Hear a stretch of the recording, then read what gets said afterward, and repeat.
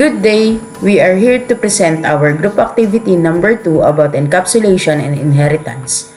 And before proceeding, I am Cassandra Villacruel together presenting with Christine Miliera and Kathleen Tolentino. We will be presenting our project titled The Music Playlist. Overview of the project. The program we did is a simple music playlist manager that allows user to manage a list of songs using a console-based menu. It performs 3 main tasks: adding songs to the playlist, removing songs, and displaying the current playlist. The playlist is implemented as a linked list where each song is stored as a node or song node. And the playlist is managed through the playlist class. It simulates a simple music playlist manager where users have control over song management through basic operations. People today uses different applications to play and enjoy music like Spotify, YouTube Music, Apple Music, and etc. And they choose music to play depends on their mood.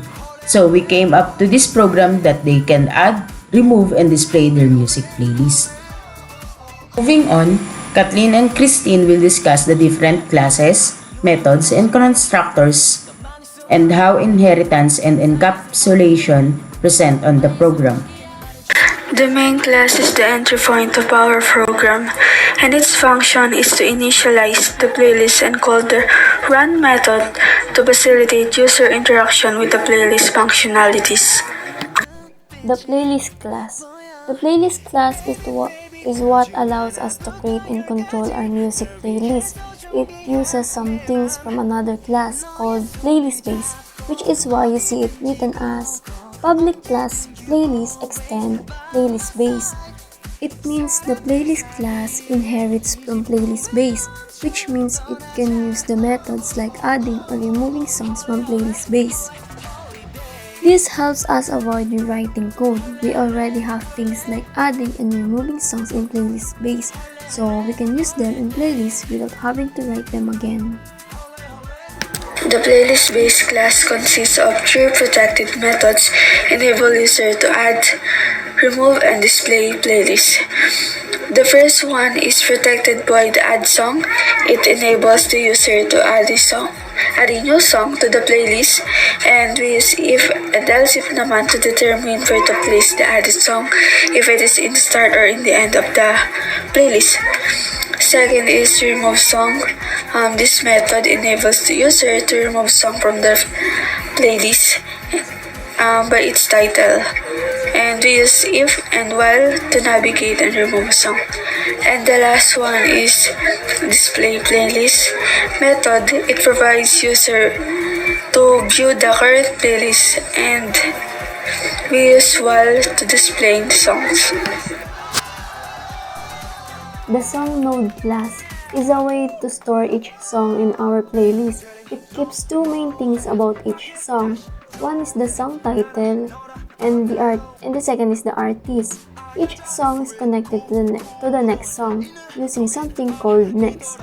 This creates a linked list where each song is linked to another, forming a chain of songs. The sample here is the public class song node, then private string title, private string artist, private song node next. The title and artist store the song's information, while the next links one song to the next in the playlist.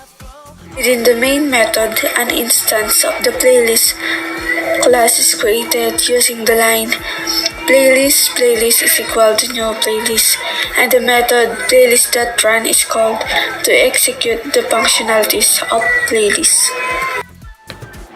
The add song method in playlist-based class is responsible for adding a new song to a playlist.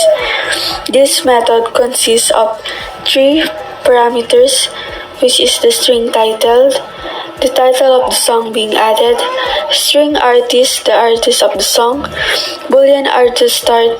It determines where to add the new song. If true, the song is added to the beginning of the playlist, and false, the song is added to the end of the playlist. The next one is the remove song method. It is used to delete a song from the playlist.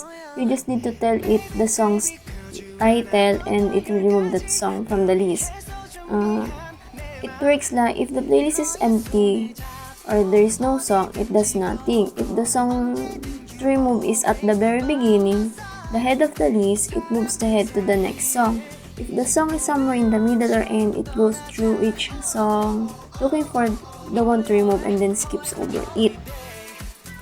And then while the display plays method shows us all the songs in our playlist one by one, it starts from the first song and moves through the list, printing each song's title and artist.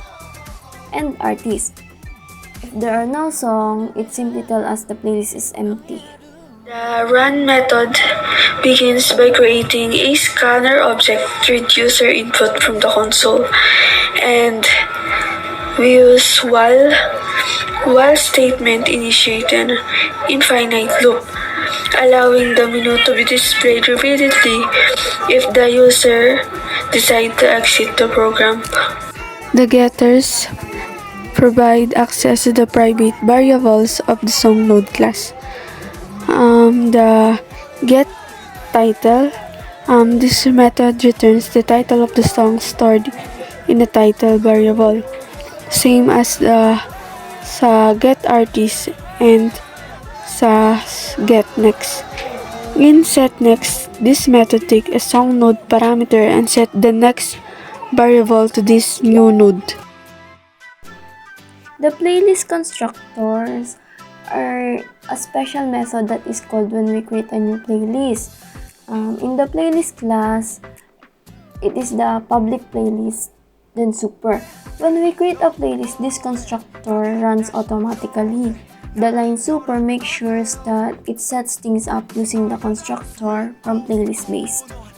In song node constructor, it consists of two parameters, which is the string title and the string artist. The title, it takes the song title that the user provide and stores in the node, same as the this.artist.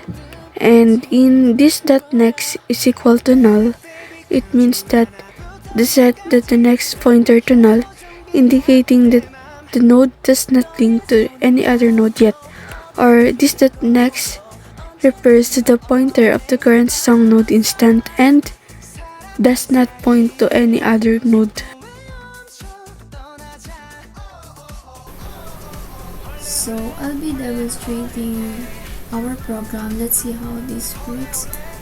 First, when we run the program, we see the menu like this. This is the main menu where we can pick what we wanted to do.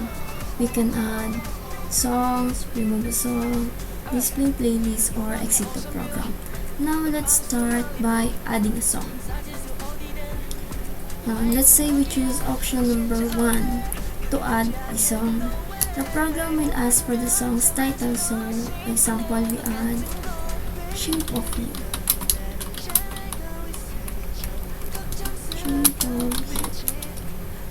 Then the program will ask the song artist, so Shape of You is by Ed Sheeran. After typing the song information, the program asks if we want to add the song to the first or last of the playlist. So we'll choose option number 2. So Shape of You will be placed at the end of our list.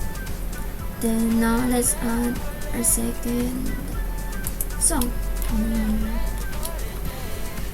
Choose option number 1, then type the song title. Example is Blending Light. Then our song artist is The Weeknd. Then we will ask again if we wanted to add it to the end or the last or the first of our playlist, so we choose last again. So we have 2 songs in our playlist. Next is let's display the song we have by choosing option number 2. So, the program will show the two songs we just added like this. It prints each song's title and artist in order they were added. Now let's move on removing song. Let's say we no longer want the shape of you in our playlist, so we'll choose number 2 to remove the song and type the title, the one to remove, shape of you.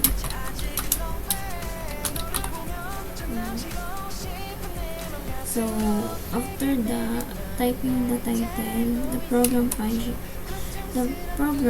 will remove shape of you in the playlist. So to check that, we're going to ask the program to display again our playlist. So choose option number 3, then enter, then ayun, natira na lang is the Blending Light by The Weeknd. Then if we're going to remove a song that's not in the list, for example is Die With A Smile by Bruno Mars, it will show invalid option, so please try again.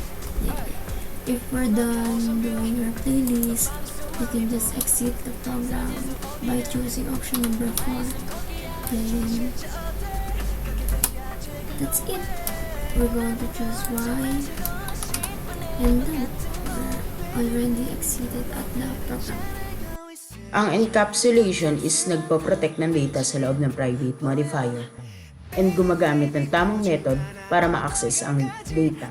Ginamit sa aming program ang encapsulation sa song node class to private or protect ang data ng song and its artist. Ginamit namin ng getter-setters method para ma-access sa public habang naka-private ang song title and artist.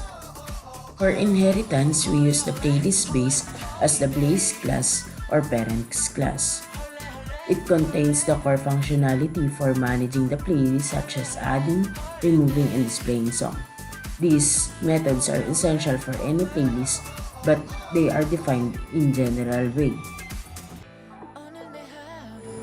The playlist class is the subclass or child class that inherits from playlist base. It extends the functionality by adding a user interface through run method, which interacts with the user and provides options to add, remove, and display songs.